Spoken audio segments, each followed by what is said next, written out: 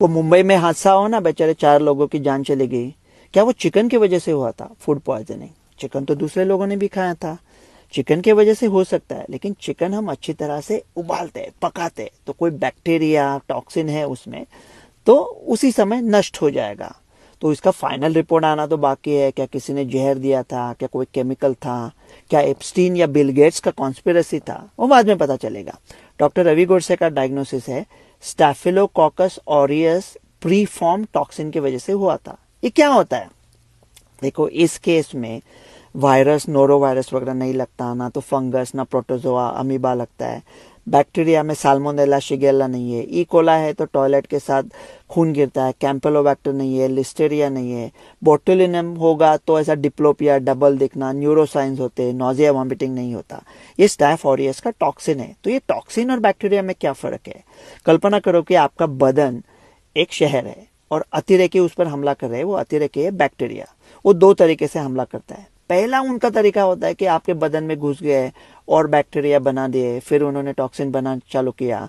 आप उनके साथ कैसे लड़ोगे? एंटीबायोटिक से। एंटीबायोटिक से उसे मार दोगे। दूसरा है, वो लड़ना थोड़ा मुश्किल है। अतिरेकी बॉम्ब बनाते हैं और बॉम्ब टॉक्सिन छोड़ के वो चले जाते हैं। तो अतिरेकियों पर बैक्टीरिया पे हमला करके वो बॉम्ब को कुछ फर्क नहीं पड़ता, बॉम्ब तो फटने वाला है। तो ये टॉक्सिन की वजह से हुआ है। तो हम क्या प्रिकॉशन ले लें? मतलब फल तो सेहत के लिए अच्छे हैं और गर्मी का मौसम भी है। अभी हमने अचानक फल खाना बंद कर दिया तो जो हजारों लोग फल बेचते हैं उनके बच्चे क्या रास्ते पे आएंगे? और एक ऐसा कितना दिन चलेगा? कल 500 लोग मरने वाले हैं गर्मी की वजह से, तब हम गर्मी के ऊपर वीडियो चला देंगे तो ये फल का तो निकल जाएगा लोगों के मन से।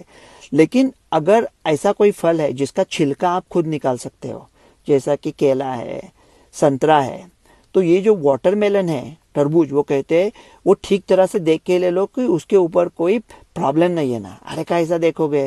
वो क्या ट्रक में पैदा होता है? वो खेतों में बनता है। जब तक शहर तक आता है तब अपने रास्ते पे इतने बड़े बड़े खड्डे होते हैं कि एक एक खड्डे में 3-3 तरबूज रह जाएंगे। तो फिर पैसा पता करोगे? तो आप जब उसे तरबूज को काटते हो, काटने के पहले ठीक तरह से साफ करो। साबुन लगाने का जरूरत नहीं है, बहते पानी के नीचे रखो, ठीक तरह से साफ करो। वो जो छुरी है वो साफ सुथरी हो।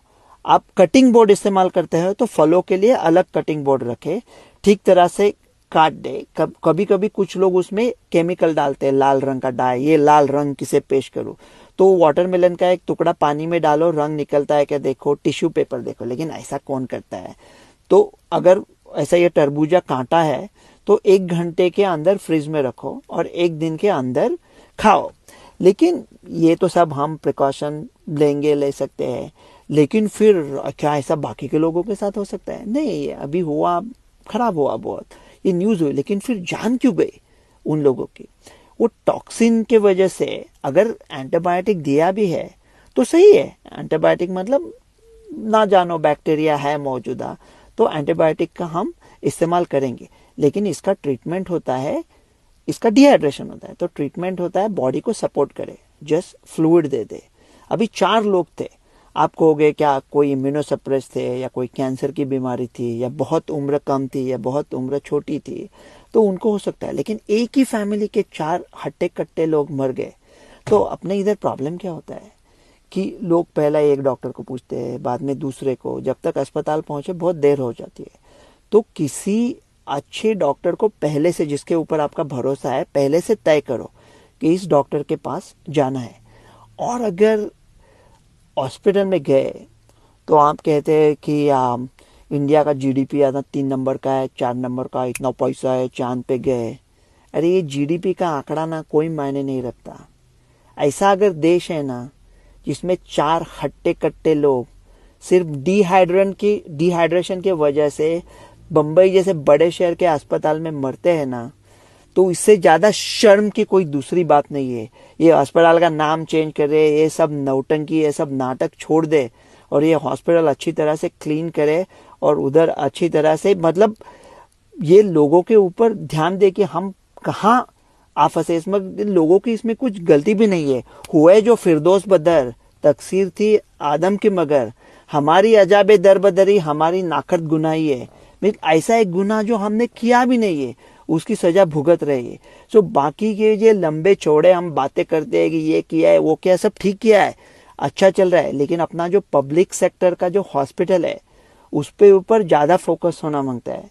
ऐसे डिहाइड्रेशन के वजह से भारत में आज भी 200 बच्चों की मौत होती है शायद पर दिन, डिहाइड्रेशन के वजह से। ये अच्छी बात नहीं है।